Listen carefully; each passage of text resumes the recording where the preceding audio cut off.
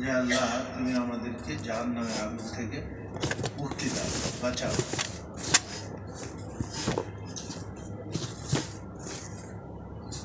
আর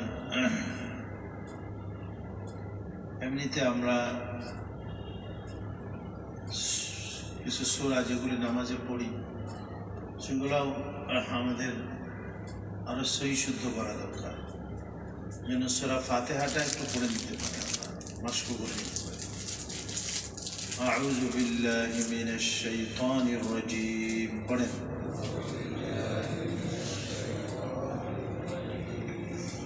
বিসমিল্লাহির রহমানির রহিম।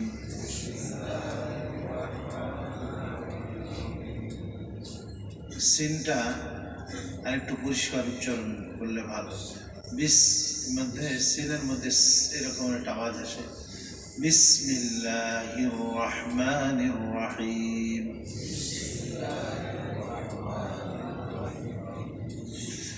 আলহামদুলিল্লাহি রাব্বিল আলামিন।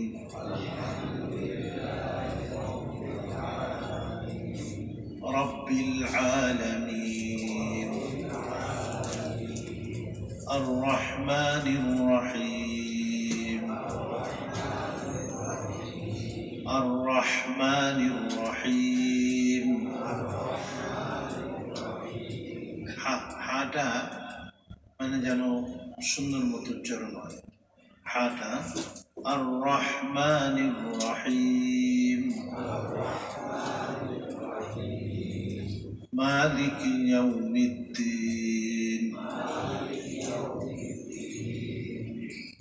إياك نعبد وإياك نستعين.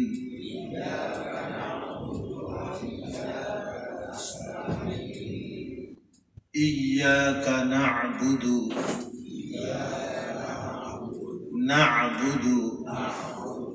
وإياك نستعين.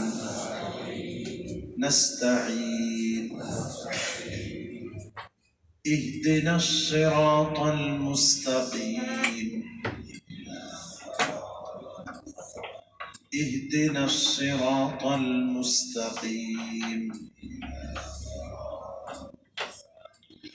صراط الذين أنعمت عليهم.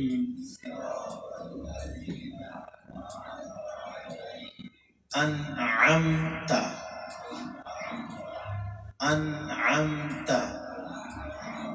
মানে আইনটা একটু ক্লিয়ার উচ্চারণ করতে হবে।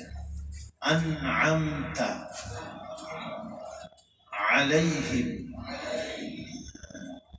আমরা সাধারণত পড়ি আনআমতা আলাইহিম, হামজা হয়ে যায়। হামজা যেন না হয়, আইন হইতে হবে, তো খেয়াল রাখতে হবে। সিরাতাল্লাযীনা আনআমতা আলাইহিম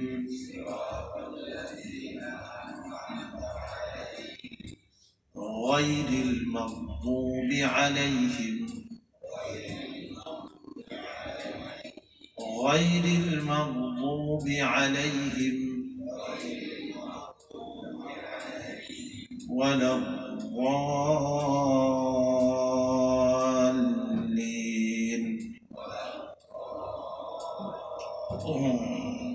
ওয়াজ যেটা আছে না, এটা দাল, অনেকে দাল এবং জ, তো উলামায়ে কেরাম লিখছেন যে জ এর কাছাকাছি হবে যতদূর সম্ভব আর কি। জ তো ইয়ের থেকে উচ্চারণ হয়, জিহ্বার আগা আর উপরের দাঁতের আঘাত থেকে তিনটা অক্ষর উচ্চারিত হয়। একটা হলো সা, একটা হলো দাল, আর একটা হলো ভ।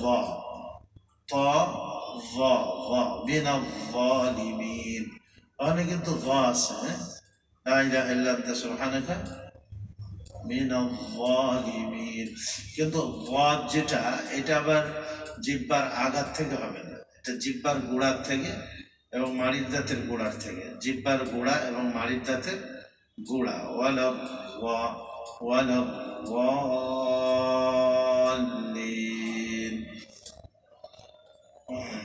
যে বারবার মস্ক করতে হবে।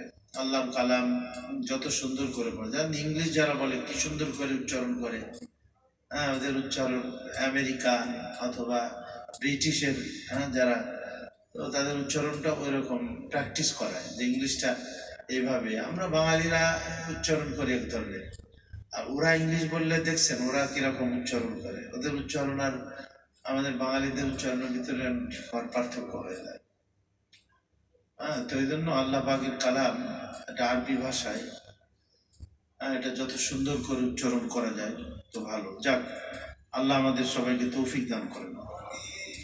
আমরা এই যে 18 পারার শুরু, যেটা সূরাতুল মুমিনুন, এইটা আমরা শুরু করছিলাম, তো কয়েকটা আয়াত আমরা পড়েছি, 4টা আয়াত পড়েছি আমরা, যে এখান থেকে আজকে তারপর থেকে আমরা আলোচনা করব। তার পূর্বে আমরা শুরু থেকে আরেকবার শুনে নিই। আল্লাহর কালাম শুনলেও তো সওয়াব আছে, ফায়দা নেকি আছে, পড়লেও যেরকম নেকি, শুনলেও ওরকম নেকি আছে। আউযু বিল্লাহি মিনাশ শাইতানির রাজীম, বিসমিল্লাহির রহমানির রহিম। قد أفلح المؤمنون الذين هم في صلاتهم خاشعون والذين هم عن اللغو معرضون والذين هم للزكاة فاعلون والذين هم لفروجهم حافظون إلا على أزواجهم أو ما ملكت أيمانهم فإنهم غير ملومين فمن ابتغى وراء ذلك فأولئك هم العادون والذين هم لأماناتهم وعهدهم راعون والذين هم على صلواتهم يحافظون أولئك هم الوارثون الذين يرثون الفردوس هم فيها خالدون। তো প্রথম থেকে আমরা আরেকবার শুনি যে قد أفلح المؤمنون, নিশ্চয় সফল কাম ওই সকল মুমিন। তো শুধু মুমিন হইলে হবে না, এই যে সামনের যে গুণগুলি অর্জন করতে, গুণগুলির কথা আল্লাহ তাআলা বলেছেন, এই গুণগুলি আমাদের অর্জন করার চেষ্টা করতে হবে। তো নিশ্চয়ই সফল কাম আল্লাহর মুমিন বান্দারা, যাদের মধ্যে 1 নম্বর গুণ থাকতে হবে কি, আল্লাযীনা হুম ফি সালাতিহিম খাশিউন, যারা তাদের নামাজকে খুব খুশুয়ের সাথে আদায় করে, বিনয়ের সাথে আদায় করে। খুশু শব্দের অর্থ আমরা বলছিলাম বিনয়, অন্তরের বিনয়কে খুশু বলে, আর অঙ্গ প্রত্যঙ্গের বিনয় যেটা, এটাকে খুজু বলে।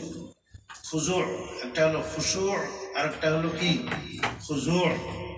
তো আমরা বলি না নামাজটাকে খুশু খুজুর সাথে আদায় করে, মানে অন্তরের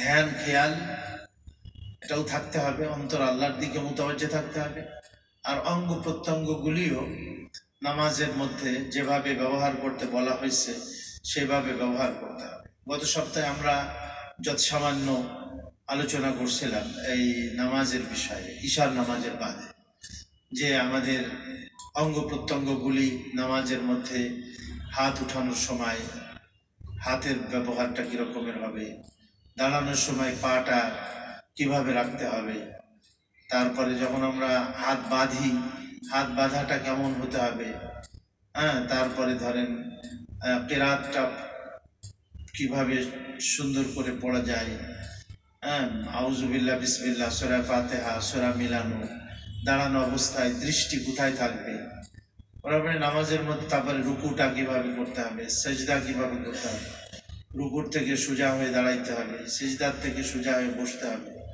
দ্বিতীয় সেজদা করতে হবে, বৈঠক করতে হবে, এই যে সবগুলি, এবং নামাজের মধ্যে যে আজকারগুলি আছে, দোয়া, তাসবিহাত, তাকবীর, এগুলাও ঠিক মতো সুন্দর মতো আদায় করতে হবে। তো যারা নামাজকে শুধু আদায় করবে না, আল্লাহ বলেন যে নামাজকে খুশু খুজুর সাথে, হ্যাঁ, সুন্দরভাবে তারা নামাজকে কি করে, আদায় করে, ধ্যানের সাথেও, আবার অঙ্গ প্রত্যঙ্গের সঠিক ব্যবহারের সাথে। নামাজের মধ্যে যদি আমার অঙ্গ প্রত্যঙ্গ সঠিক ব্যবহার হয়, আশা করা যায় নামাজের বাহিরেও আমার অঙ্গ প্রত্যঙ্গগুলি সঠিক ব্যবহার হবে। তো 1 নম্বর জিনিস তো হলো এই যে নামাজকে খুশু খুজুর সাথে আদায় করবে। আল্লাহ জানে আমাদের নামাজের কি হালাত, নামাজ খুশু খুজুর সাথে হচ্ছে কিনা। বাকি আমাদের তো চেষ্টা করতে হবে, তাই না? আর নামাজের পরে তো আমরা ইস্তেগফার পড়ি, আর কি 3 বার পড়ি না ইস্তেগফার, আস্তাগফিরুল্লাহ আস্তাগফিরুল্লাহ আস্তাগফির। এর অর্থই হলো যে আল্লাহ, নামাজের মধ্যে কমি খামি থাকলে আমি তার থেকে তোমার কাছে মাফ চাইতেছি। যেভাবে নামাজটা পড়া দরকার ছিল আমি হয়তো পড়তে পারিনি, আমি তোমার কাছে ক্ষমা প্রার্থনা করতেছি। ইস্তেগফার 3 বার পড়া হয়। 1 নম্বর গুরুত্ব হলো নামাজকে সঠিক মতো আদায় করা। আর 2 নম্বর হলো ওয়াল্লাযীনা হুম আনিল লাগবি মুরিদুন, যারা অনর্থক কাজকর্ম থেকে বা অনর্থক কথাবার্তা থেকে বিরত থাকে। হ্যাঁ, যেটা বলা হয়েছিল যে আমাদের নবীজি বলছেন মুসলমানের সৌন্দর্যের মধ্য থেকে এটা যে সে অনর্থক জিনিস থেকে বেঁচে থাকবে। কথাবার্তার লাইনে হোক, কাজের লাইনে হোক, গুনাহ এটাও একটা অনর্থক কাজ। হ্যাঁ, কোনো গুনাহের কথা বলা, বেফাহিশা কথাবার্তা বললাম, গালিগালাজ করলাম, চলে চিৎকার করে কথাবার্তা বললাম। হ্যাঁ, তো অনর্থক যত রকমের কাজকর্ম আছে এগুলির থেকে বেঁচে থাকা। টাকা পয়সা অনর্থক ব্যয় করা যাবে না। আমার জীবনকে অনর্থক সময়টা কি করা যাবে না, ব্যয় করা যাবে না। হ্যাঁ, এই যে অনর্থক কাজ এবং অনর্থক কথাবার্তা থেকে বেঁচে থাকা, এটা 2 নম্বর। 3 নম্বর হলো ওয়াল্লাযীনা হুম লিয-যাকাতি ফাঈলুন, যারা তাদের সম্পদের যাকাত দেয়। এই একটা অর্থ হইতে পারে, কিন্তু যেহেতু এটা মক্কি সূরা এই জন্য অনেকে বলছেন যে এখানে প্রচলিত যাকাত যেটা সেইটা না, কারণ মদিনাতে যাওয়ার পরে যাকাত বিধান এটাও আসছে। কিন্তু অনেকে আবার বলছেন যে মদিনা শরীফে, মক্কা শরীফ থাকতেই যাকাত এটা ফরজ হয়েছে, কিন্তু নেশাব বা কি পরিমাণ দিতে হবে, কাকে কাকে দিতে হবে, এইগুলা মদিনা শরীফে যাওয়ার পরে হয়েছে। যেমন ধরেন আপনার এই নামাজের বিষয়টা, নামাজের ফজিয়াত তো মেরাজে মক্কা শরীফে হয়ে গেছে, কিন্তু নামাজের ব্যাখ্যা বিশ্লেষণ এবং নামাজের বিস্তারিত এগুলা মদিনাতে হয়েছে। তো যাকাতও ওরকম। তো এটা হইতে পারে যে ওয়াল্লাযীনা হুম লিয-যাকাতি ফাঈলুন, যে যারা তাদের সম্পদের যাকাতটা হিসাব করে ঠিক ঠিক মতো আদায় করে। যেমন আল্লাহ পাক কাউকে সম্পদ দিলে সেই সম্পদের আপনার যথাযথ যাকাত দিতে হবে। সম্পদ তো এটা আমাদের কাছে আমানত কিনা, কি বলেন? এটা তো আমানত। ই আমানত চন্দে রোজা নজদে মাস্ত, ফরিদউদ্দিন আত্তার বলছেন, ই আমানত চন্দে রোজা নজদে মাস্ত, در حقیقت মালিক হর শৈ খুদাস্ত। এটা আল্লাহ আমাদের কাছে মাল সম্পদ দিয়ে এটা আমানত রাখছেন। আল্লাহ দেখতে চান যে আমরা এটার যথাযথ ব্যবহার করি কিনা, আমানতদারি রক্ষা করি কিনা, নাকি আমরা খেয়ানত করি। তো এই জন্য মাল সম্পদ আল্লাহ যদি কাউকে দেন তাহলে এই মাল সম্পদের কি কি হক আছে এটা আমাদের জানতে হবে, এবং এই সম্পদের হক ঠিক মতো আদায় করতে হবে। যাকাত একটা অন্যতম হক আছে। হ্যাঁ, তো যাকাত যারা প্রদান করবে, অথবা এখানের অর্থ করা হয়েছিল আল্লাযীনা হুম লিয-যাকাত। যাকাত শব্দের অর্থ হলো নিজেদের আত্মশুদ্ধি অর্জন করা, নিজেদের যে মানে নিজেদের আত্মাকে পবিত্র করা, দুনিয়ার লোভ লালসা থেকে, দুনিয়ার এই পাপ পঙ্কিলতা থেকে নিজের অন্তরকে সাফ রাখতে হবে। দুনিয়া আমরা করবো ঠিক আছে, কিন্তু দুনিয়াটাকে অন্তরের মধ্যে জায়গা দেওয়া যাবে না। অন্তরের বাহিরে দুনিয়া, আর দিলের মধ্যে থাকবে, অন্তরের মধ্যে থাকবে আল্লাহ, আল্লাহর রসুল, দিন, আল্লাহর হুকুম আহকাম, এগুলির মহাব্বত থাকবে। এজন্য এই যে দোয়া একটা আছে, আল্লাহুম্মা জাল হুব্বাকা আহাব্বাল আশিয়া ইলাইয়া, হে আল্লাহ, তোমার ভালোবাসা আমার হৃদয়ের গহীনে তুমি গ্রথিত করে দাও, আর তোমার ভালোবাসা আমার কাছে সব থেকে বেশি যেন হয়। ওয়াজআল খাশিয়াতাকা আখওয়াফা লাশা'আনি, তোমার ভয়টা যেন আমার দিলের ভিতরে সব থেকে বেশি থাকে, আর তোমার ভালোবাসাটাও যেন আমার দিলের ভিতরে সব থেকে কি থাকে, বেশি থাকে। আখতা আন্নি হাজাতিদ দুনিয়া, দুনিয়ার বিভিন্ন প্রয়োজনাবলীকে তুমি আমার থেকে কাট আপ করে দাও। বিশাউকি ইলা লিকাইকা, তোমার সঙ্গে সাক্ষাতের শখ মানে আগ্রহ, সাক্ষাতের আগ্রহ, আল্লাহর সাথে জান্নাতের মধ্যে যে একটা সাক্ষাৎ হবে না আমাদের, তা আমাদের প্রত্যেকের অন্তরে আল্লাহর সঙ্গে দিদার বা আল্লাহর সঙ্গে সাক্ষাতের আগ্রহ থাকা দরকার কিনা। তো ওই আগ্রহ দিয়ে তুমি দুনিয়ার আগ্রহ এবং দুনিয়ার যে প্রয়োজনাবলী আছে এইগুলা কমাই দাও না। আখতা আন্নি হাজাতিদ দুনিয়া বিশাউকি ইলা লিকাইকা ওয়া ইযা আকরারতা আয়ুনা আহলি দুনিয়া মিন দুনিয়াহুম, দুনিয়াবাসীদের চক্ষুকে যখন তুমি দুনিয়ার চিজ আসবাব দ্বারা শীতল করো, ফাআকরির আইনি মিন ইবাদাতিকা, আমার চক্ষুকে তোমার ইবাদত দ্বারা তুমি শীতল করে দাও। মোমেনের ইবাদত করলে চোখ জোড়ায়, অন্তর শীতল হয়, ঠান্ডা হয়। আর কাফের মুশরিকদের টাকা পয়সা আসলে তাদের দিলটা মানে শান্তি পায়, চক্ষুটা জোড়ায় যায় নাকি। কাফের মুশরিক যারা টাকা পয়সাকে বেশি ভালোবাসে, তাদের তো টাকা পয়সা আসলে মন ভাল লাগে। হ্যাঁ, আর দেখবেন যে যাদের আপনার ইবাদত বন্দেগীর প্রতি, আল্লাহর প্রতি, আখেরাতের প্রতি যাদের আগ্রহ আছে অন্তরে, তো ইবাদত বন্দেগী করলে তাদের অন্তরটা কি লাগে, ভাল লাগে। যে আল্লাহ দুনিয়াবাসীদের অন্তরটা যখন দুনিয়ার চিজ আসবাব দ্বারা তুমি জুড়াই দাও, ঠান্ডা করে দাও তাদের চক্ষুকে, তা আমার চক্ষুকে ইবাদতের দ্বারা কি করে দাও, ঠান্ডা করে দাও। আল্লাহর ইবাদতটা সেভাবে করা উচিত আমাদের, যে আল্লাহর ইবাদতের দ্বারা যেন আমার দিলটা জুড়াই যায়। কি বলেন? এই জন্য নামাজের বারবার প্র্যাকটিস করা চায়, যে আমার গতকালকের নামাজটা থেকে আজকের নামাজটা আর একটু সুন্দর হলো কিনা। হ্যাঁ, এই জন্য নফল নামাজ পড়ে পড়ে নফল নামাজ আমাদের প্র্যাকটিস করতে হবে, যে যে নামাজটা পড়লাম সেটাতে দিল মনটা যতটুকু লাগছিল, দেখি এখন আর 2 রাকাত পড়ে দেখি যে এটার দিল মনটা আরেকটু বেশি লাগে কিনা। হ্যাঁ, তো এইভাবে আমাদের প্র্যাকটিস করতে থাকতে হবে। তো আল্লাযীনা হুম লিয-যাকাতি ফাঈলুন, এটা দুইটার অর্থ হতে পারে। একটা হলো যারা যাদের সম্পদের যাকাত দেয়, আর একটা হলো যে নিজেদের আত্মশুদ্ধি অর্জন করে। যাকাতের দ্বারাও কিন্তু আত্মশুদ্ধি হয়। সম্পদের লোভ যে মানুষের মধ্যে আছে, এই লোভটা লোভ লোভ পায় নাকি, লোভ পায়, লোভ পাওয়া মানে কি, কম হওয়া না, লোভ লোভ পায় মানে কম হয় আর কি।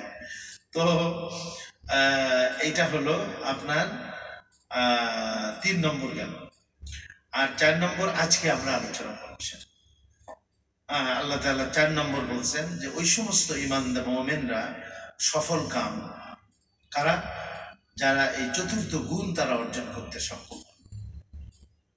ওয়াল্লাযীনা হুম লিফুরুজিহিম হাফিজুন, দেখেন প্রত্যেক মানুষের মধ্যে আল্লাহ তাবারক ওয়া তাআলা একটা যৌন চাহিদা দিয়েছে, কিন্তু এই যৌন চাহিদাটা সে কিভাবে ব্যয় করবে, এটাও আল্লাহ তাবারক ওয়া তাআলা এটা কোরআন শরীফের মধ্যে, আমাদের নবীজি হাদিস শরীফের মধ্যে এই পদ্ধতি বাতলাই দিয়েছে।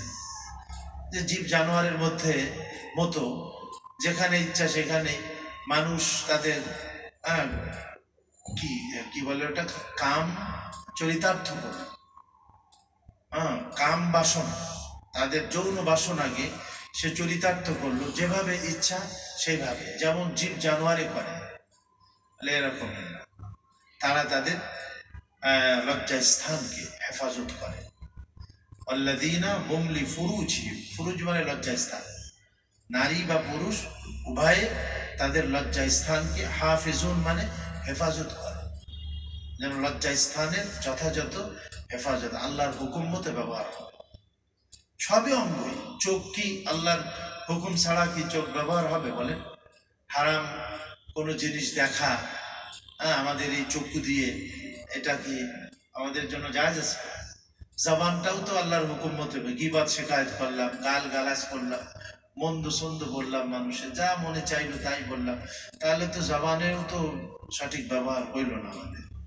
তো বিশেষ করে লজ্জা স্থানের কথা আল্লাহ এখানে বলছেন, যে যারা তাদের লজ্জা স্থানকে যথাযথ হেফাজত করে, ইল্লা আলা আজওয়াজিহিম, স্ত্রী, তবে স্ত্রীদের জন্য হালাল করা হয়েছে তাদের লজ্জা স্থানকে, আপন আপন স্ত্রী তাদের জন্য সে ব্যবহার করতে পারে।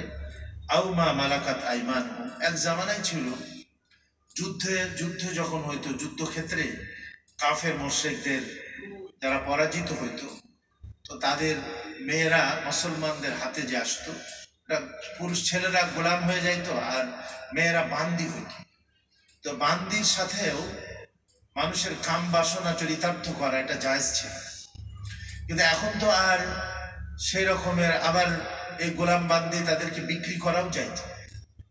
যুদ্ধে যারা পরাজিত হয়ে গেছে তাদের স্বাধীনতা খর্ব হয়ে গেছে, তাদের আর স্বাধীনতা নাই। কেন? তারা ইসলামের বিরুদ্ধাচারণ করতে, ইসলামকে ধ্বংস করতে আসছে, তারা আল্লাহর দ্বীনকে ধ্বংস করতে আসছে। এখন মুসলমানদের হাতে ধরা পড়ে গেছে, তাহলে ওদের আর স্বাধীনতা বাকি নাই, এরা এরা এখন পরাধীন হয়ে গেছে। আর মুসলমানরা এদের মালিক হয়ে গেছে, আর মালিকানা যেহেতু তার, এই জন্য সে এটাকে বিক্রিও করতে পারত, আবার কাছে রাখতেও পারত। এই জন্য বান্দি যেটা, এটাও ইসলামী শরিয়াতে এটা বৈধ। তবে বান্দির পেটে যে সন্তান হবে সব কিন্তু গোলাম বান্দি হয়ে যায়। এই জন্য ইসলাম গোলাম বান্দিকে আজাদ করে দিতে বলছে। ইসলাম পছন্দ করে না বান্দি বা মানে পরাধীনতা পছন্দ করে না। এই জন্য এক একটা গোলাম আজাদ করলে অনেক সওয়াব। এই জন্য সাহাবাই কেরাম, আমাদের খোদ নবীজিও হযরত আবু বকর রাদিয়াল্লাহু আনহু, এই যে হযরত বেলাল রাদিয়াল্লাহু আনহুকে গোলাম অবস্থায় পাইছেন, হযরত আবু বকর রাদিয়াল্লাহু আনহু কিনে ওনাকে স্বাধীন করে দিয়েছেন না, মুক্ত করে দেন, যাও তুমি মুক্ত এখন থেকে। তো ইসলাম মানে পরাধীনতা পছন্দ করে না, স্বাধীনতা পছন্দ করে। তো এই জন্য কিন্তু আপনার এক জামানায় যে ছিল, এখন আর সেরকম না। এখন শুধু একটাই বাকি আছে, সেটা হলো আপন স্ত্রীর সাথে সে যৌন সম্পর্ক কায়েম করা। এইটা ছাড়া বাকি অন্য যত সূরাত আছে সব হারাম, একটাই বাকি আছে। কেননা স্ত্রীর সাথে অথবা কোনো বান্দি যদি হয় সেটা ফাইন্নাহু গায়রু মালুমিন। আবার এটা যেন আমরা মনে না করি যে আজকাল ঘরে যারা আমাদের কাজ করে, কাজের মহিলা, তারা মনে হয় আমাদের বান্দি, নাউজুবিল্লাহ মিন যালিক। এটা না, কিন্তু তারাও স্বাধীন নারী, তাদেরকে অন্যত্র বিবাহ শাদী দিতে হবে। কিন্তু ঘরের যে কর্তা, গৃহকর্তা, সে যদি সেই সমস্ত মেয়েদের সাথে পর্দা করতে হবে। কিন্তু যদি সে ধরনের যুবতী মেয়ে হয়, এখন অনেক বৃদ্ধা ঘরে কাজ টাজ করে, সেটা ভিন্ন কথা। কিন্তু যদি যুবতী হয়, তাহলে তাদের সাথে কিন্তু শরিয়াতের যে পর্দার বিধান, যেটা ফরজ, সে ফরজ ওখানেও মেনটেন করতে হবে। শরিয়াতে শুধু ধরেন এই যে আপনার 14 জন নারী আছে যাদের সাথে বৈবাহিক সম্পর্ক হারাম করেছে শরিয়াতে, বৈবাহিক সম্পর্ক তাদের সাথে নাজায়েজ। তো সেইগুলি ছাড়া বাকি যত আছে সবগুলাতেই পর্দার হুকুম আছে। নিজের মা, বোন, ফুফু, খালা, এরকমের 14 জন নারী, তাদের বা দুধ সম্পর্কেও এটা, যেমন জন্মসূত্রে যেরকমের এই মাহরাম হয়, ঠিক তেমনি দুধ পান করার সূত্রেও কিন্তু এরকমের মাহরাম হয়।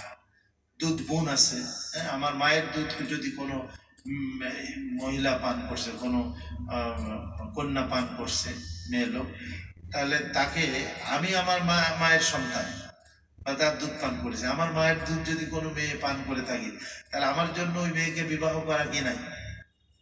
হারাম আছে, হারাম, জায়েজ নাই। সে হলো দুধ বোন, দুধ ফুফু। দুধের মাধ্যমেও ওই রকমের সম্পর্ক কায়েম হয় যেরকম জন্ম সম্পর্কে যেরকমের সম্পর্ক কায়েম হয়।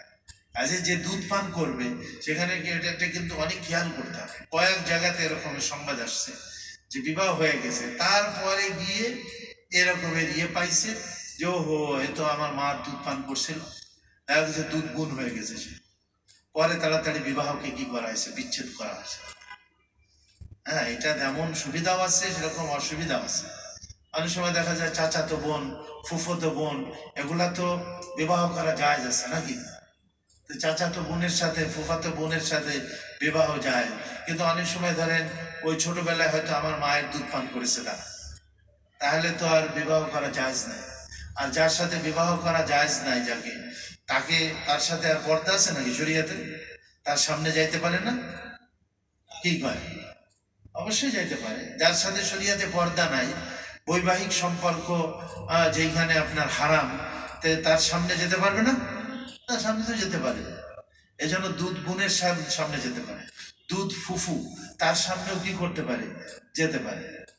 চাচি ধরেন, আপন চাচি, আপন চাচি সাথে বিবাহ শরিয়াতে জায়েজ আছে না? আরেকজন কই বললো না, বললো আপন চাচি, চাচা যদি কখনো চাচিকে মানে তালাক দিয়ে দেয়, তাহলে ক্ষুধা না করুক, সাধারণত আমরা চাচিকেও মায়ের মতো মনে করি। সাধারণ আমাদের সমাজে চাচিকে কিসের মতো মনে করে বলেন? চাচার স্ত্রী, মায়ের তুল্য আমরা মনে করি। সেই সব অনেকে কিন্তু চাচির সাথে পর্দা করি না আমরা, কিন্তু শরিয়াতে কিন্তু চাচির সাথে কি আছে বলেন? পর্দা আছে। ছেলের বউ পর্দা আছে নাকি? না না, ছেলের বউ, পুত্র বধূ, ছেলে যে মেয়েকে বিবাহ করছে এই মেয়েটা চিরতরে আমার জন্য হারাম, চিরতরে আমার জন্য কি হারাম। ইভেন আমার ছেলে যদি তালাকও দেয়, তবুও শ্বশুর ওই মেয়েকে কি করতে পারবে না, বিবাহ করতে পারবে না।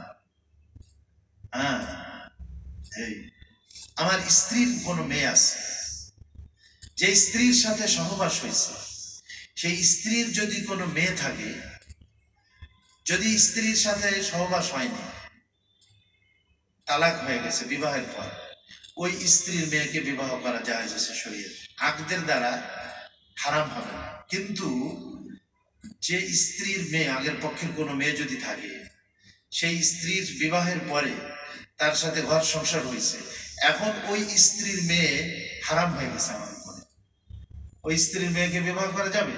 যাবে না। কিন্তু তার সাথে ঘর সংসার হয়নি, শুধু আকদ হয়েছে, কিন্তু ধরেন ওই স্ত্রীর মেয়ে আছে আগের পক্ষের, এটা কিন্তু শরিয়াতে কি আছে, মানে বিবাহ করা কি আছে, বৈধ আছে, জায়েজ আছে। পুত্র বধূ, এটা তো শরিয়াতে না জায়েজ নাকি, হারাম, তার মানে হলো বিবাহ জায়েজ নাই, কিন্তু পর্দা আছে নাকি ওইখানে? না। তারপরেও তারপরেও যতটুকু সম্ভব, অনেকে বলে যে পুত্রবধূর সাথে হজে যাবে শ্বশুরের সাথে, আসলে যদিও এটা মাহারাম ঠিক আছে, কিন্তু তারপরেও এটা একটু স্পর্শকাতর জিনিসটা, শ্বশুরের সাথে পুত্রবধূ হজে যাওয়া। অনেক সময় ধরেন হাতটা ধরা লাগে না, তো খোদা না করুক পুত্রবধূর হাত ধরছে আর আমার শরীর গরম হয়ে গেছে, তাহলে তো অনেক সময় ছেলের জন্য ওই বউ হারাম হয়ে যায়, ছেলের জন্য ওই বউ কি হয়ে যায়, হারাম হয়ে যায়। এই জন্য এই পুত্রবধূকে স্পর্শ করা যাবে না, যদিও সে আমার কি বলে আপনার মাহরাম। হ্যাঁ, কিন্তু এইখানে ফেতনার একটা আশঙ্কা আছে, ওই যে বললাম না, ফেতনার আশঙ্কা আছে। এই জন্য এই সমস্ত ক্ষেত্রে তারপরে অনেক সময় ধরেন আপনার ওই যে জামাইয়ের সাথে যায়, জামাই শাশুড়ি না, হ্যাঁ, জামাইয়ের সাথে শাশুড়ি যায়, এখানেও কিন্তু একই ধরনের বিষয় আছে। শাশুড়িকে যদি আমি এমন ভাবে স্পর্শ করি যে আমার শরীর গরম হয়ে গেছে, তাহলে কিন্তু ওই শাশুড়ির মেয়ে আমার স্ত্রী হারাম হয়ে যাবে, আমার স্ত্রী কি হয়ে যাবে বলেন? এজন্য শাশুড়ি, যদিও আমার শাশুড়ির সাথে পর্দা নাই, কিন্তু শাশুড়িকে স্পর্শ করা যাবে না, তাহলে ওই নিজের বউ হারাম হয়ে যাওয়ার কি আছে, সম্ভাবনা আছে। এই সমস্ত বিষয়গুলো একটু মানে সতর্কতার বিষয়টা খেয়াল করতে হবে। যাক, তো আল্লাহ তাআলা এখানে বলছেন যে আল্লাহ যে মানুষের মধ্যে আমাদের একটা যৌন চাহিদা যে দিয়ে দিয়েছেন প্রত্যেক শরীরের মধ্যে, এই যৌন চাহিদাটাকেও আল্লাহর হুকুম মতো কি করতে হবে, ব্যবহার করতে হবে। সেটা আল্লাহ বলছেন যে যদি তার স্ত্রী অথবা বান্দি হয়ে থাকে, ফাইন্নাহুম গায়রু মালুমিন, তাহলে এটাতে কোনো অসুবিধা নেই, বরঞ্চ এটা নেকি। সাহাবারা জিজ্ঞাসা করছেন, যে ইয়া রাসূলুল্লাহ, আমি যদি আমার স্ত্রীর সাথে মনের খাহেশকে আমি পুরা করি তাহলে এতে কি নেকি হবে? তো রাসূল করিম আলাইহিস সালাম বলছেন অবশ্যই এটা সওয়াব হবে, নেকি হবে। কেন? কেননা এটা যদি তুমি মানে অপাত্রে ব্যবহার করতে, তোমার যৌন চাহিদা হারাম ভাবে যদি তুমি ব্যবহার করতে, তাহলে গুনাহ হইতো না? ইয়া রাসূলুল্লাহ, নিশ্চয়ই গুনাহ হইতো। তাহলে তুমি গুনাহের থেকে বাঁচতেছো। তো যেটা গুনাহের থেকে তুমি বাঁচতেছো, তো এটা আল্লাহ তাআলা তোমাকে কি দান করবে? নেকি দান করবে, সওয়াবও দান করবে। এটা এই দুইটা ব্যতীত স্ত্রী আর বান্দি, আর বান্দি তো এখন সিস্টেম নাই, বাদ দেন, তাহলে শুধু একটা থাকে গেল স্ত্রী। ফামান ইবতাগা ওয়ারাআ যালিকা, এই একটা ব্যতীত যে ব্যক্তি অন্য কোন পন্থা অবলম্বন করবে বৈবাহিক সম্পর্ক স্থাপন করা ছাড়া। আজকাল আমাদের ছেলেমেয়েরা বৈবাহিক সম্পর্ক স্থাপন করার আগেই তারা সম্পর্ক করে, এটাকে বলে প্রেম বলে, অথবা লাভ বলে নাকি, না লাভ না কি কয় রে, লাভ ম্যারেজ বলে, লাভ ম্যারেজ। হ্যাঁ, আর বিদেশে আছে হলো লিভ টুগেদার, টুগেদার নাকি কয়, লিভ টুগেদার, মানে বিবাহ ছাড়া যত পারো তত থাকো এক জায়গাতে, এক জায়গাতে থাকতেছে, অথচ তারা বিবাহ নাই তাদের মধ্যে। হ্যাঁ, তাহলে এই বিবাহ ছাড়া অন্য যত রকমের যৌন চাহিদা পূরণ করার যত রকমের ক্ষেত্র হতে পারে, আল্লাহ বলেন যে ফাউলাইকা হুমুল আদুন, তারা হলো সীমা লঙ্ঘনকারী। তারা কি বলেন? শিয়াদের মধ্যে একটা ইয়ে আছে, ওদের একটা মুতা বলে, এটাকে মুতা। মুতা মানে হলো বিবাহ সাথী না, একটা ধরেন কোথাও গেছে, সেইখানে তারা সাময়িক তার সাথে মানে একটু উপকৃত হয়, সাময়িক সেখানে থাকে, তালাক টালাকও লাগে না। হ্যাঁ, বিবাহের মধ্যে বিবাহ বিচ্ছেদ করতে গেলে তালাক লাগে কিনা, তারপরে বিবাহের মধ্যে স্ত্রী যে সে ওয়ারেস হয় কিনা, স্বামী মারা গেলে স্ত্রী কি হয়? ওয়ারেস হয় না। যদি স্বামীর সন্তান সন্ততি থাকে তাহলে সে কতটুকু পাবে? 2 আনা পায়। হ্যাঁ, আর যদি স্বামীর সন্তান সন্ততি না থাকে তাহলে স্ত্রী কতটুকু পায়? 4 আনা পায়। 4 আনা পায়, একটাকে বলে রুবু, মানে 4 ভাগের 1 ভাগ পাইয়ে দেয় স্ত্রী। আর ওই অবস্থায় 8 ভাগের 1 ভাগ পাইয়ে দেয় যদি সন্তান না থাকে স্বামী। আর স্বামীর সন্তান থাকলে সে 2 আনা বলি আমরা, অর্থাৎ 8 ভাগের 1 ভাগ পায় স্ত্রী।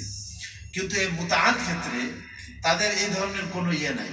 শিয়ারা বলে এটা মুতাআ, যেটা এটা ওদের কাছে বৈধ, নাউজুবিল্লাহ, কোন রকমের বিবাহ ইয়ে। তা আল্লাহ তাআলা তো কোরআনে একেবারে স্পষ্ট বলেছেন, যারা বৈবাহিক সম্পর্ক স্থাপন করা ছাড়া অন্য যে কোনো পন্থা অবলম্বন করবে তার যৌন চাহিদা চরিতার্থ করার জন্য, আল্লাহ বলেন যে ফাউলাইকা হুমুল আদুন, তারাই হলো সীমা লঙ্ঘনকারী। আদুন মানে কি? সীমা লঙ্ঘনকারী। হাতের সাহায্যে অনেকে, তারপরে ধরেন অন্য যে কোনো ভাবে তার এই যৌন চাহিদাকে সে যে কোনো ভাবে পূরণ করবে, এটা নাজায়েজ এবং এটা হারাম হবে, এটা মারাত্মক ধরনের কি হবে? গুনাহ হবে। এই জন্য হাদিস শরীফে আসছে, বিবাহ করায় দাও তোমরা, তোমাদের মেয়েরা যখন প্রাপ্ত বয়স্ক হয়ে যায়, ছেলেরা যখন প্রাপ্ত বয়স্ক হয়ে যায়, তো তাদেরকে বিবাহের ব্যবস্থা করবে। আমি বিবাহ দিলাম না আমার প্রাপ্ত ছেলেকে অথবা মেয়ে, তারা কোনো গুনাহের মধ্যে জড়িত হইল, তো এটার একটা অংশ তো বাপের উপরেও পড়বে। এই জন্য হাদিসে আসছে যে দেরি করো না, যে যদি তুমি তোমার মেয়ের জন্য উপযুক্ত পাত্র পেয়ে যাও, অথবা তোমার ছেলের জন্য উপযুক্ত পাত্রী যদি পেয়ে যাও, এবং তার দিনদারি, তার পরহেজগারি, তার ইমানদারির ব্যাপারে তুমি আশ্বস্ত হয়ে যাও, তাহলে বিবাহ শাদী তুমি কি করো না, 3টা কাজে দেরি করতে নাই, হাদিসে আসছে। 1 নম্বর হলো তোমার ছেলে অথবা মেয়ের জন্য উপযুক্ত পাত্রী তুমি পেয়ে গেছো,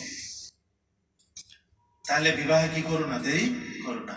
আমরা তো বিবাহে অনেক দেরি করি না, যে ঠিক আছে 5-6 মাস পরে দিবানে বিবাহ, হ্যাঁ, এই অমুকে আসতে হবে, অমুক থাকতে হবে, এই করতে হবে, সেই করতে হবে। তো বিবাহে বিলম্ব করা কোনো উচিত না। সাহাবারা নবীজি সাল্লাল্লাহু আলাইহি ওয়াসাল্লাম কেউ জানাতেন না বিবাহ এত সরল সোজা। কোনো কমিউনিটি সেন্টারেরও প্রয়োজন নাই বিবাহের জন্য, লাগবে নাকি?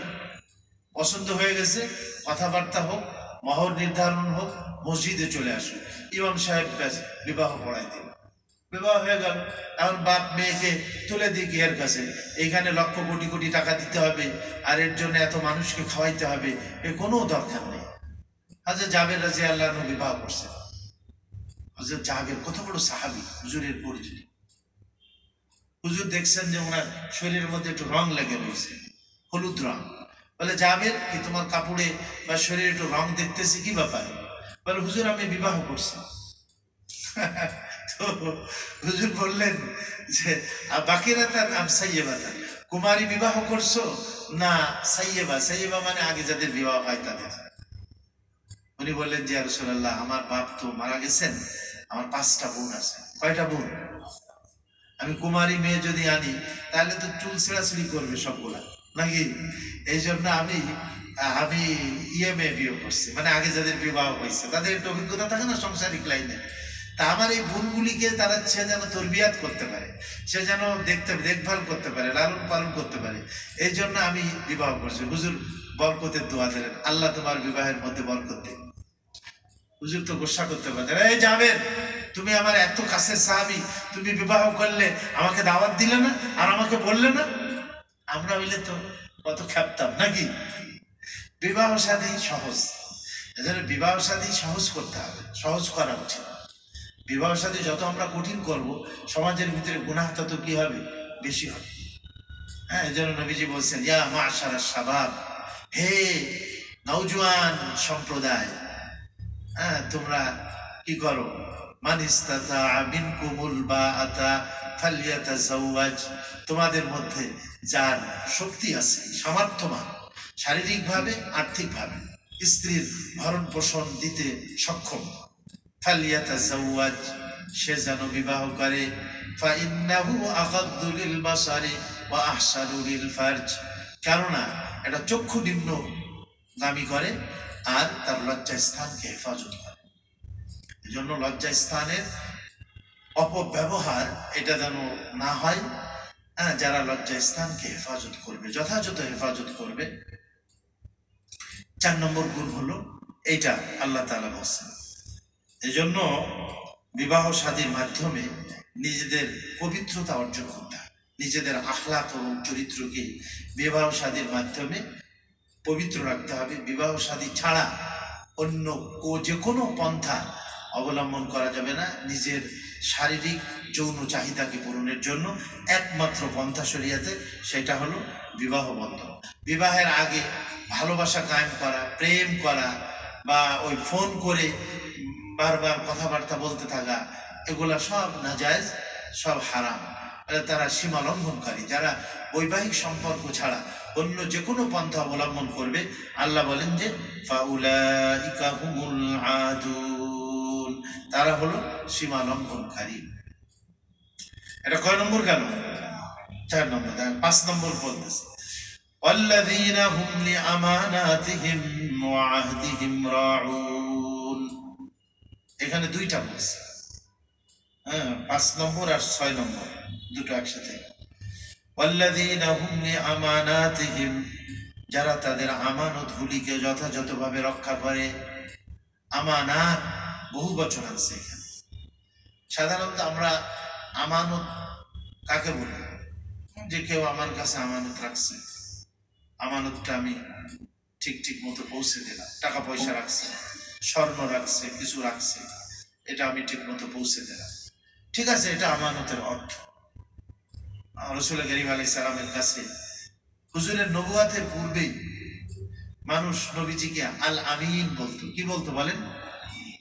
মানে আমানতদার, এই আমানতদার।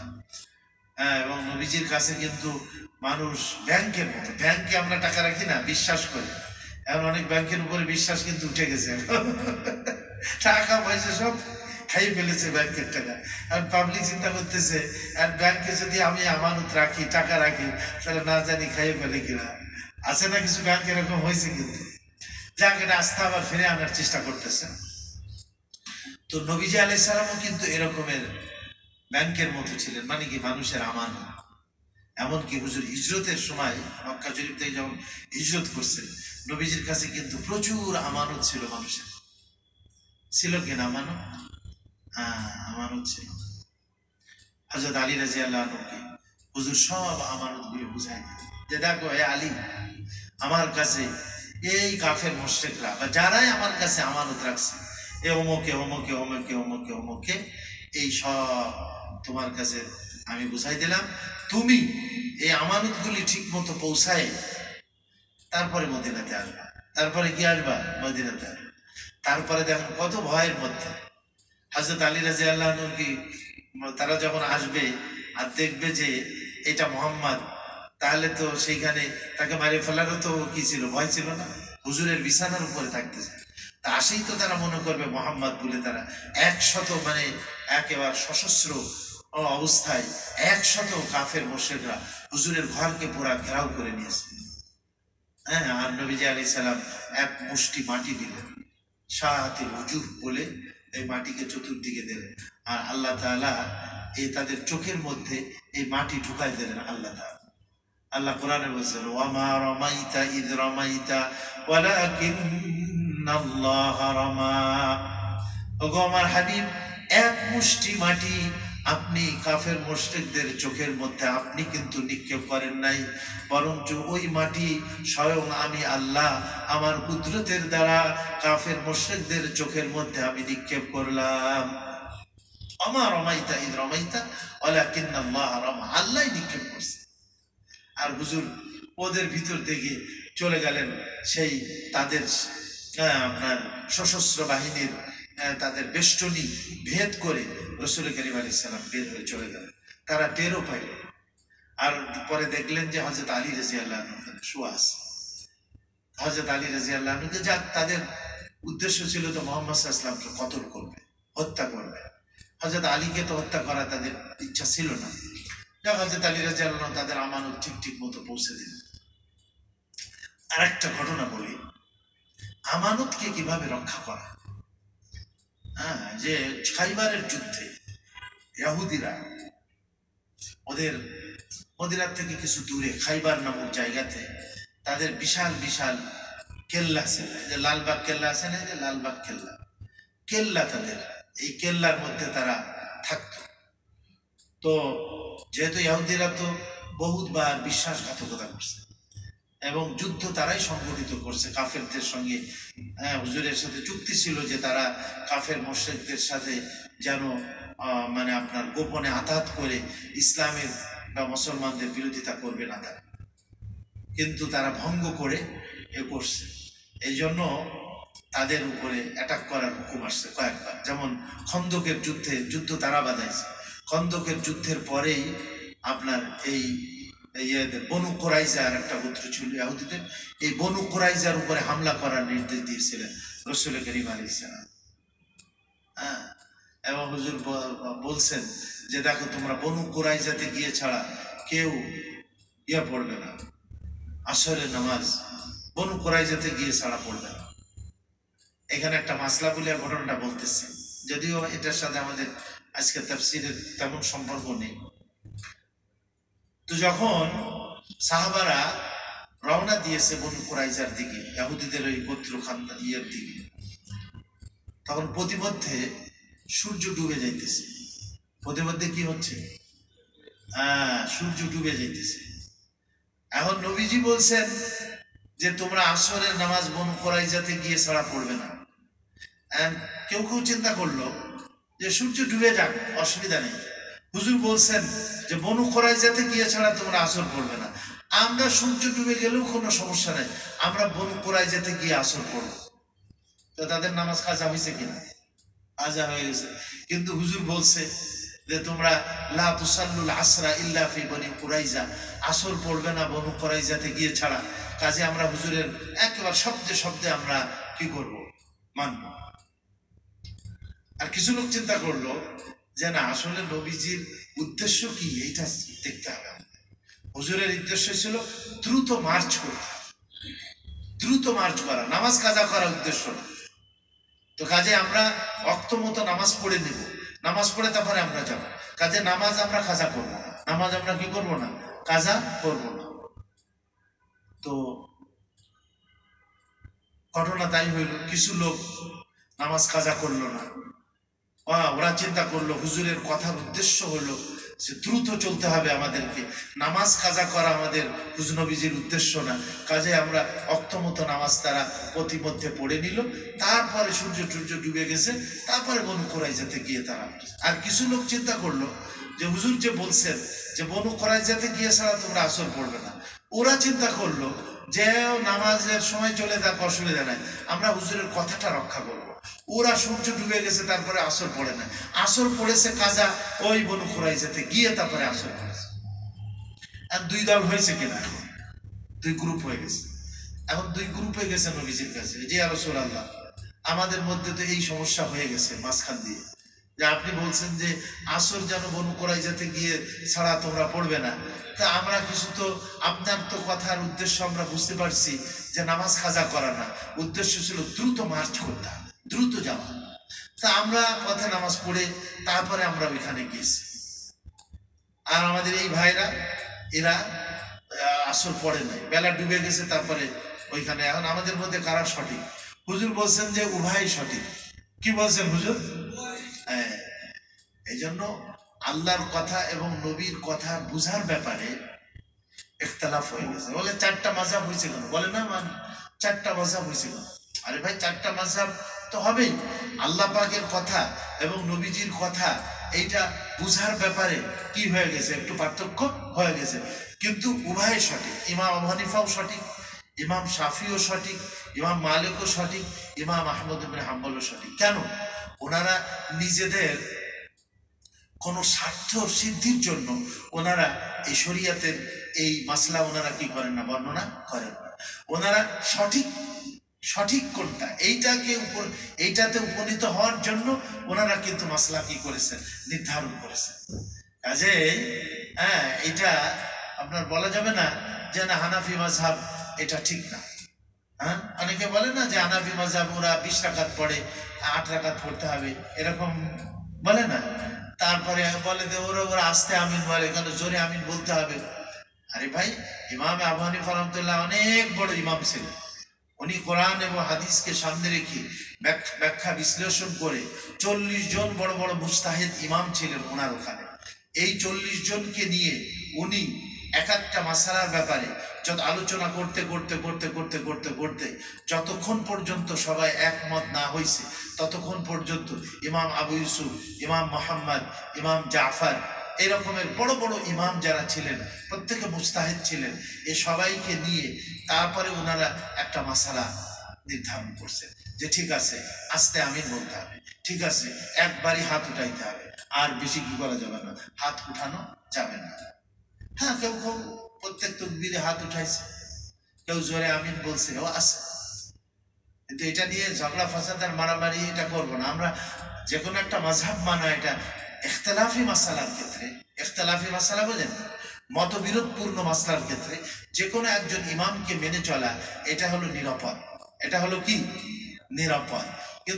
কিন্তু আমাদের আহলে হাদিস ভাই, ওনাদের সাথে আমরা করি না, মানে ওনাদের সাথে বিদ্বেষ পোষণ করতেছে না আমরা, কিন্তু ওনারা বলে আমরা ইমাম মানবো না, আমরা নিজেরাই মুস্তাহিদ হয়ে যাবো। আরে নিজেরা মুস্তাহিদ হইতে গেলে তো তোমার মধ্যে কতটুকু জ্ঞান আছে, তোমার মধ্যে কতটুকু এলেম আছে যে তুমি এই বিরোধপূর্ণ হাদিস আছে, এখানে দুই ধরনের হাদিস আছে, এই হাদিসের মধ্যে থেকে কোনটাকে তুমি প্রাধান্য দেবা? তোমার জ্ঞান তো সীমিত, আর তুমি তো আরবি জানো।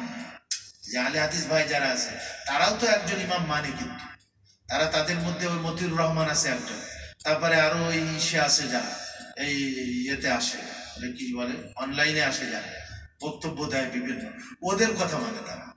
তোমরা ওদের কথা মানলে আর আমরা মানে যদি তোমরা বসে কি না করো, অপরাধী না হও, তাহলে আমরা ইমামে আবু হানিফা, ইমামে আজম, সকল ইমামদের বড় ইমাম, তাকে মানে আমরা অপরাধী কি হব না। আমরা মনে করবো যে না, উনি সঠিক বুঝেছেন কোরআন এবং হাদিসকে। উনি কি, আমি নিজের জ্ঞান দিয়ে জানা বুঝতে পারবো। ইমাম আবু হানিফা রহমতুল্লাহ আলাইহ, যিনি অনেক সাহাবীকে দেখছেন, যিনি অনেক কি করেছেন, সাহাবীকে দেখছেন, তাহলে ওনার বুঝটা আমার বুঝের থেকে শ্রেষ্ঠ হবে কি হবে না, কি বলেন? তাহলে আমি আমার নিজের জ্ঞানের উপরে, দেখেন না ওরা একটা বুখারি নিয়ে এখানে বগলের মধ্যে কি বুখারি শরীফ। আরে বুখারি তুমি কি বুঝি? যারা সারা জীবন বুখারি পড়ায়, সারা জীবন বুখারি পড়ছে, সারা জীবন বুখারি পড়াচ্ছে, তারা বুখারি বোঝে না, আর তুমি একটু 2-4 লাইন আরবি শিখেই তুমি বুঝে ফেলছো যে ব্যাস এই বুখারিতে এটা আছে।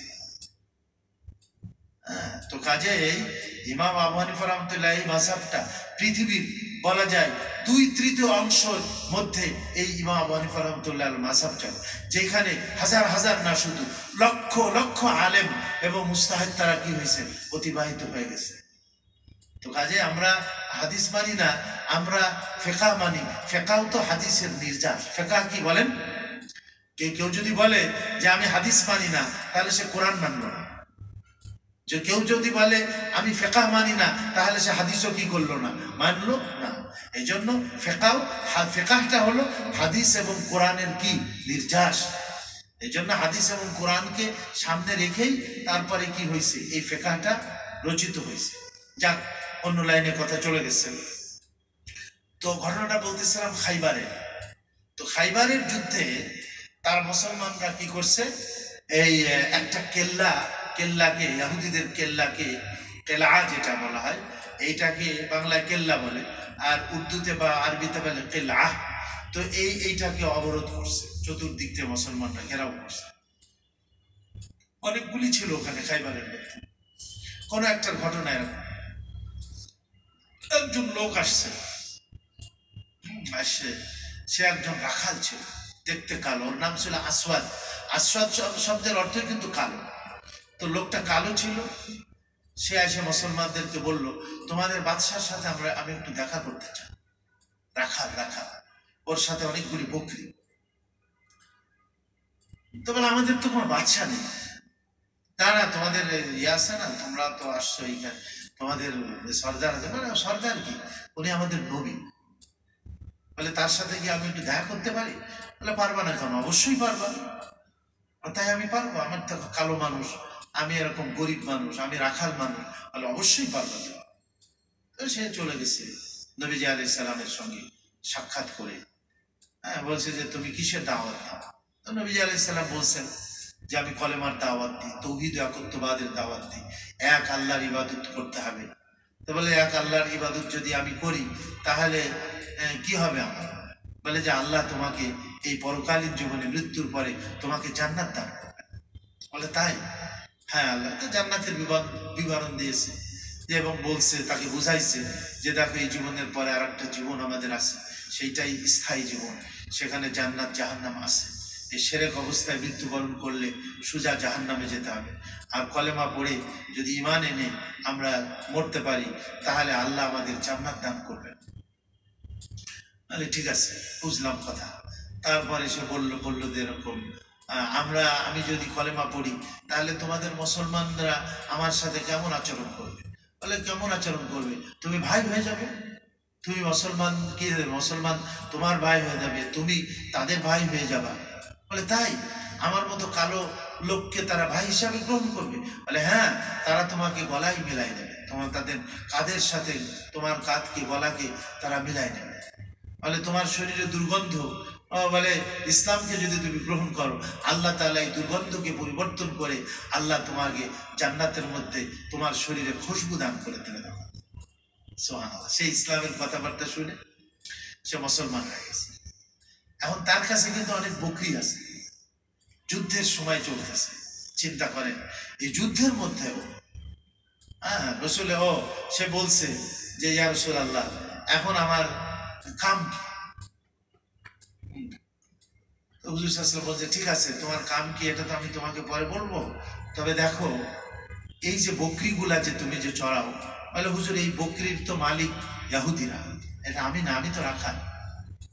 হুজুর বললেন, তুমি ইসলাম গ্রহণ করছো, তোমার ইসলাম কবুল, তো এই বকরিগুলি তোমার কাছে আমান, এই বকরিগুলি তোমার কাছে কি আমান। দেখেন, যে শত্রুর সাথে যুদ্ধ চলতেছে, হুজুর ইচ্ছা করলে তো এগুলো গনিমতের মাল হিসাবে কি করতে পারতেন, নিয়ে নিতে পারতেন। কিন্তু বলছে যে দেখো, তোমার মালিকের কাছে যাও, যে তুমি এই আমানতটাকে ওয়াপস করো, ফেরত দাও আমানত, তারপরে আমার কাছে আসো। তো সত্যি সত্যি সে ওই বকরিগুলি সব নিয়ে সে তার মালিকের কাছে গিয়েছে, এবং গিয়ে তাকে ফেরত দিয়েছে, এবং সে রাসূল করিম আলাইহিস সালামের কাছে আসছে। বলে, হুজুর আমার এখন কি কাম? হুজুর বললেন যে এখন তো নামাজের সময় তো নাই, আর রোজার সময়ও না, আর তুমি গোলাম মানুষ, রাখাল, তুমি তো কি বলে তোমার উপরে জাকাতও নাই, আর হজের সময়ও না যে তুমি হজ করতে পারবা। হ্যাঁ, এখন একটা জিনিস আছে, এখন যুদ্ধ চলতেছে আমাদের, তুমি এই যুদ্ধের মধ্যে শরীক হও। তো বলে ইয়া রাসূলুল্লাহ, এই যুদ্ধের মধ্যে যদি আমি শরীক হই, তাহলে এই যুদ্ধের মধ্যে তো আমি মারাও তো যেতে পারি। বলে হ্যাঁ, তুমি যদি মারা যাও, আল্লাহ তোমাকে শাহাদাতের মাকাম দান করবে, জান্নাতের উঁচু মাকাম দান করবে। সত্যি, যখন যুদ্ধ শেষ হয়েছে, খাইবারের যুদ্ধে, তখন মুসলমানদের বিজয় হয়েছে, কিন্তু কিছু মুসলমান সেখানে শহীদ হয়েছে। হ্যাঁ, বলে সাহাবাই কেরামের একটা দল দেখা যায় কিছু এক জায়গায় জড়ো সড়ো হয়ে রয়েছে। এই লোকটাকে তো আমরা দেখি নাই আগে, কালো লোকটা কে এইরকম? হ্যাঁ, তো এই লোকটা নিহত অবস্থায় পড়ে আছে। তো তারা রসুল করিম আলাইহিস সালামকে সংবাদ দিয়েছে, বলে আনো ওই লোকটাকে। বা হুজুর নিজে গিয়েছেন সেখানে, গিয়ে দেখছেন ওহো, এই তো সেই সেই ইহুদিদের যে রাখাল ছিল, সে তো এইখানে শহীদ অবস্থায় পড়ে রয়েছে। হুজুর সাল্লাল্লাহু আলাইহি ওয়াসাল্লাম তখন তাকে বললেন এই কথা, দেখো এই লোকটা, সে নামাজও পড়তে পারে না, কিন্তু সে রোজাও কোনো রাখে নাই, সে শুধু কলেমা পড়ে মুসলমান হয়ে যুদ্ধ অংশগ্রহণ করে শাহাদাত বরণ করছে। আল্লাহ তার জন্য জান্নাতকে অবধারিত করে দিয়েছেন, আল্লাহ তার জন্য। তো যুদ্ধের ময়দানে যেখানে এই বকরি টকরি মাল টাল এগুলি প্রয়োজন হয়, নবীজি আলাইহিস সালাম তাকে ফেরত পাঠালেন, যাও তুমি তোমার মালিকের কাছে এটা কি করে আসো, পৌঁছায় আসো। আমানতকে রক্ষা করা এটা মুসলমানের জন্য জরুরি কিনা, কি বলেন? হ্যাঁ, আমানত রক্ষা করা খুবই জরুরি, খুবই। এই জন্য আল্লাহ কোরআনে পাকের আর এক আয়াতের মধ্যে বলছেন, হে ঈমানদারগণ, ইন্নাল্লাহা ইয়া'মুরুকুম আন তুআদ্দুল আমানাতি ইলা আহলিহা, যে হে ঈমানদারগণ, আল্লাহ তোমাদেরকে নির্দেশ দিতেছেন যে তোমরা তোমাদের আমানতগুলি যথাযথভাবে কি করবে, তোমরা আদায় করবে। এই জন্য কোনো আমানতের কি করা যাবে না, খেয়ানত করা যাবে না। এখন একটা জিনিস হলো, আমানত যেটা আমরা বুঝি, আর 7:30টায় আজান। হ্যাঁ, আমানত যেটা আমরা সাধারণ বুঝি, আমানতের কি শুধু এটাই অর্থ, না আমানতের একটু ব্যাপক অর্থ আছে। আল্লাহ এখানে বলছেন ওয়াল্লাযীনা হুম লিআমানাতিহিম, আমানাত তার জমা হলো আমানাত। তাহলে বোঝা গেল শুধু আমানত একটা না, আমানত অনেক আছে। আমাদের শরীর এ মাথা থেকে পা পর্যন্ত এটা আমানত কিনা আমাদের কাছে। আমাদের চক্ষুটাও কিন্তু আমানত, জবানটাও আমানত, কানটা আমানত, ব্রেনটাও আমানত, হাতটা আমানত, পা আমানত। আল্লাহ আমানত দিয়ে দেখতে চান সে চক্ষুটাকে কিভাবে ব্যবহার করে, আমানতের খেয়ানত করে কিনা। জবান দিয়েছেন আল্লাহ আমানত স্বরূপ, কথাবার্তা আমরা বলতেছি, কথাবার্তা বলার মধ্যে সে কি করে, খেয়ানত করে কিনা, জবান দ্বারা খেয়ানত করে কিনা, হাত দ্বারা খেয়ানত করে কিনা। হাতে আমরা সই করি না, অন্যায় একটা সই করলাম, নাজায়েজ একটা সই করলাম। হ্যাঁ, সার্টিফিকেট নিতে আসছে, মেডিকেল সার্টিফিকেট, আমি মিথ্যা মেডিকেল সার্টিফিকেট দিয়ে দিলাম, মিথ্যা ইয়ে দিয়ে দিলাম, আমি একটা মানে সই দিয়ে দিলাম। তাহলে এটা আমানতের খেয়ানত হলো কিনা? পোস্ট পদ, এটাও কিন্তু আমানত। প্রধানমন্ত্রী হয়েছেন আপনি, দেশে মন্ত্রী হয়েছেন, এমপি হয়েছেন, চেয়ারম্যান হয়েছেন, এটা আপনার জন্য আমানত। আপনি মসজিদ কমিটির সভাপতি সেক্রেটারি হয়েছেন, আপনি কিন্তু বিশাল একটা আমানত আপনার স্কন্ধ। কি কথা ঠিক কিনা? এই জন্য এই আমানত সব কিছু রক্ষা করতে হবে আমাদের। হ্যাঁ, শুধু আমানত যে আমরা যেটা বুঝি, একজন কিছু টাকা পয়সা আমার কাছে রেখে গেল আর আমি খেয়ে ফেললাম, খেয়ানত করে ফেললাম, আর আমি ঠিক মতো আদায় করে দিলাম, এইটা আমানত না। হ্যাঁ, মানে আমানতের কিন্তু কি আছে, ব্যাপক অর্থ। নবীজি এক হাদিসে বলছেন যে মুনাফিকের আলামত হলো 3টা। কয়টা? ইদা হাদ্দাসা আয়াতুল মুনাফিকি সালাসাতুন, মুনাফিকের আলামত হলো 3টা। ইদা হাদ্দাসা কাযাবা, 1 নম্বর হলো যখন সে কথা বলে তখন মিথ্যা কথা বলে, মিথ্যা কথা বলা মুনাফিকের 1 নম্বর আলামত। আর 2 নম্বর আলামত কি? ওয়া ইদা তুমিনা খানা, যখন তার কাছে আমানত রাখা হয় তো সে আমানতের খেয়ানত করে। হ্যাঁ, ওয়া ইদা তুমিনা খানা। আর 3 নম্বর কি? ওয়া ইদা ওয়াদা আখলাফ, যখন সে কোন ওয়াদা করে, এই পরের নম্বরে আসতেছে, যখন সে ওয়াদা করে ওয়াদার কি করে, খেলাফ করে। আমরা আল্লাহর সঙ্গে ওয়াদা করে আসছি না? দেখেন আল্লাহ এক আয়াতের মধ্যে বলছেন, ইন্না আরাজনাল আমানাতা আলাস সামাওয়াতি ওয়াল আরদি ওয়াল জিবাল ফাআবাইনা আন ইয়াহমিলনাহা ওয়া আশফাকনা মিনহা ওয়া হামালাহাল ইনসান। আমি এই দ্বীনের আমানত, দ্বীন এটা আল্লাহ আমাদের কাছে আমানত রেখেছেন। পাহাড়ের উপরে আমি আল্লাহ দিতে চাইলাম, পাহাড় অস্বীকার করলো। পাহাড়, আল্লাহ বললেন যে পাহাড় তোমার মধ্যে জ্ঞান দেওয়া হবে, তোমার মধ্যে শউর চেতনা সব দিয়ে দেওয়া হবে, আমি তোমার মধ্যে তোমার উপরে দ্বীন দিতে চাই। পাহাড় বলল যে না আল্লাহ, এই আমানতকে যদি আমি রক্ষা না করতে পারি তাহলে তো আমি জাহান্নামে যাব। তা আমি জাহান্নামে যাওয়ার কাম কি? আমি এমনি ভালো আছি, যা আছি তাই ভালো। আমি ওই আমানত বহন করতে আমি কি নাই, তৈরি নাই। আলাস সামা, আসমানের উপরে আল্লাহ দিতে চাই, আলাল আরদ, জমিনের উপরেও দিতে চাই, যে তোমার মধ্যে আমি জ্ঞান দেব, তোমার মধ্যে আকল বুদ্ধি এসব আমি শক্তি সামর্থ্য সব দিয়ে তোমার উপরে আমি আমানত চাপাইতে চাই। আসমান বললো একই কথা, যে আল্লাহ দরকার নেই, আমানত যদি আমি রক্ষা না করতে পারি তো আমি সোজা জাহান্নামে যাব, দরকার নেই জাহান্নামে যাওয়ার, আমার আমি যা আছি তাই থাকি। ওরকম জমিন। তো আল্লাহ বলেন কি, আমি আমানত পাহাড়ের উপরে, জমিনের উপরে, আসমানের উপরে দিতে চাইলাম। ফাআবাইনা আন ইয়াহমিলনাহা, সবাই তারা অস্বীকার করলো যে না, এই আমানত বহন করার শক্তি আমাদের মধ্যে। ওয়া হামালাহাল ইনসান, আল্লাহ যখন মানুষকে দিতে চাইলেন, মানুষ বলল ঠিক আছে, আমি প্রস্তুত আছি গ্রহণ করার জন্য।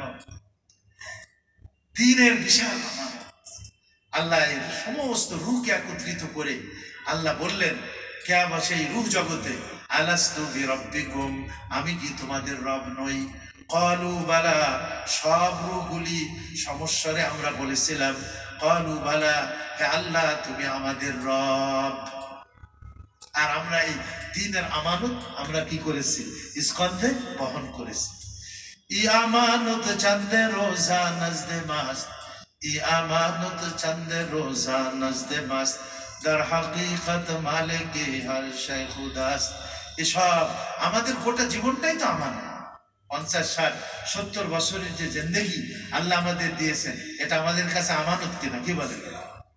এই তো এখানে দুইটা জিনিসের কথা আসছে, ওয়াল্লাযীনা হুম লিআমানাতিহিম, যারা তাদের আমানতকে যথাযথভাবে রক্ষা করে, ওয়া আহদিহিম, এবং তাদের ওয়াদা এবং অঙ্গীকারকেও তারা ঠিক রাখে। আল্লাহর সাথে ওয়াদা করলে সেটাও ঠিক রাখে, আর কোনো বান্দার সাথে ওয়াদা করলে সেটাও তারা কি রাখে, ঠিক রাখে। একটা হলো অপারগ হয়ে গেছে, সেটা ভিন্ন কথা, তাকে বলে দেওয়া যে ভাই আমি তো ওয়াদা করছিলাম আমি এটা করব বা আমি এটাকে দিব, তা আমি পারতেছি না, এরকমের সে ওজোর খাহি করা যায়। কিন্তু যথাসম্ভব ওয়াদাকে তারা কি রাখে, ঠিক রাখে। এই তাহলে মোট কয়টা হলো? 6টা নাকি না 7টা হলো? আর 7 নম্বর হলো ওইটা বলছে আমার। আর 1 নম্বর তো ঈমান আছে, আল মুমিনুনের মধ্যে ঈমান যেটা, এটা তো আছে। আর 8 নম্বর আবার ওই 2 নম্বরকে রিপিট করছেন আল্লাহ, ওয়াল্লাযীনা হুম আলা সালাওয়াতিহিম ইউহাফিজুন। নামাজ দ্বারা শুরু করছেন, আবার শেষ করতেছেন আল্লাহ কিসের দ্বারা বলেন? নামাজের। তাহলে নামাজের কত গুরুত্ব! ওয়াল্লাযীনা হুম আলা সালাওয়াতিহিম ইউহাফিজুন, যারা তাদের নামাজকে সংরক্ষণ করে, নামাজের হেফাজত করে। আগে গেছে নামাজের ভিতর, এখন নামাজের বাহির, উজু টুজু সবগুলি অক্তের পাবন্দি করা। অনেক সময় দেখা যায় যে আমরা ঠিক আছে পরে পড়ে নি, মানে সফরে আসি, আরে গাড়ি থামানোর চেষ্টা করো, তোমার নিজের প্রাইভেট গাড়ি হলে তুমি থামাইতে পারে নামাজ পড়ে নাও, তারপরে তুমি গাড়ি চালাও। বলে না ঠিক আছে পরে পড়বা না। হ্যাঁ, আর তুমি যদি বাসে থাকো ড্রাইভারকে বলো, বা চলার আগে গাড়িতে উঠার আগেই তুমি বলে নিতে, টিকিট কাটার আগে, যে আমার নামাজ আদায় করতে, আমার নামাজ কাজা করতে পারবো না।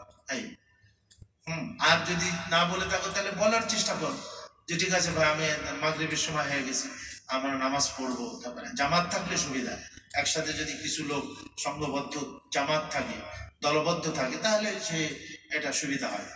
তো এইভাবে নামাজের ওয়াক্তের পাবন্দি করে। এক হাদিসে আসছে, নবীজি বলছেন মান হাফাজা খামসু সালাওয়াতি ইফতারাজাহুন্নাল্লাহ, 5 ওয়াক্ত নামাজ আল্লাহ ফরজ করেছেন। মান হাফাজা আলাইহা, যে নামাজের এই ওয়াক্তকে ঠিক ঠিক মতো হেফাজত করবে, ওয়া হাফিজাহা ওয়া সাল্লাহুন্না লিওয়াক্তিহিন্না, ওয়াক্ত মতো আদায় করবে, এবং তার রুকু আতাম্মা রুকুআহুন্না ওয়া খুশুআহুন্না ওয়া সুজুদাহুন্না, নামাজের রুকু, খুশু, সুজুদ ঠিক ঠিক মতো আদায় করবে। তা আল্লাহ তাআলা বলেন যে আমি ওয়াদা করতেছি, আমি নিজ জিম্মায় ওই ব্যক্তিকে জান্নাতের মধ্যে পৌঁছাই দেব। তো আমরা নামাজের কি যথাযথ হেফাজত করার চেষ্টা করবো তো ইনশাআল্লাহ। ওয়াল্লাযীনা হুম আলা সালাওয়াতিহিম ইউহাফিজুন উলাইকা হুমুল ওয়ারিসুন। এই যে 8টা গুণের কথা আল্লাহ তাআলা বললেন, এই 8টা গুণকে যারা অর্জন করবে তারা ওয়ারিস, ওয়ারিস মানে মালিক হবে। তারা মালিক হবে কিসের? আল্লাযীনা ইয়ারিসুনাল ফিরদাউসা, তারা জান্নাতুল ফিরদাউসের মালিক আমি আল্লাহ তাদেরকে বানিয়ে দিব। জান্নাতুল ফিরদাউসের মালিক তারা হয়ে যাবে। সুবহানাল্লাহ। নবীজি বলছেন যখন তোমরা কোন জান্নাত চাও তো আল্লাহ পাকের কাছে তখন জান্নাতুল ফিরদাউস চাও। ফাইন্নাহু আ'লাল জান্নাত, কারণ এটা হলো সর্বোচ্চ জান্নাত, জান্নাতুল ফিরদাউস। আল্লাহ বলছেন ইন্নাল্লাযীনা আমানু ওয়া আমিলুস সালিহাতি কানাত লাহুম জান্নাতুল ফিরদাউসি নুজুলা, যারা তাদের ঈমানকে সহি করবে, সুন্দর করবে, আর আমলকেও সুন্দর করবে, আমি আল্লাহ তাদেরকে মেহমানদারি স্বরূপ জান্নাতুল ফিরদাউস দান করব। আমি আল্লাহ জান্নাতুল ফিরদাউস তাদেরকে দান করব।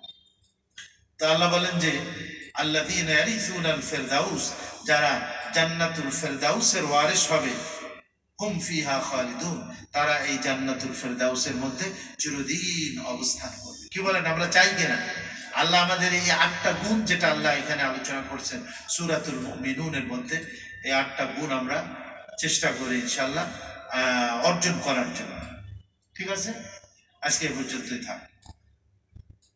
দুরূদ শরীফ পড়ে আল্লাহুম্মা সাল্লি আলা সাইয়্যিদিনা মাওলানা মুহাম্মদ ওয়া আলা আলিহি ওয়া আসহাবিহি ওয়া বারিক ওয়া সাল্লিম। আল্লাহুম্মা সাল্লি আলা সাইয়্যিদিনা মাওলানা মুহাম্মদ ওয়া আলা আলিহি ওয়া আসহাবিহি ওয়া বারিক ওয়া সাল্লিম। আমি বলছিলাম যে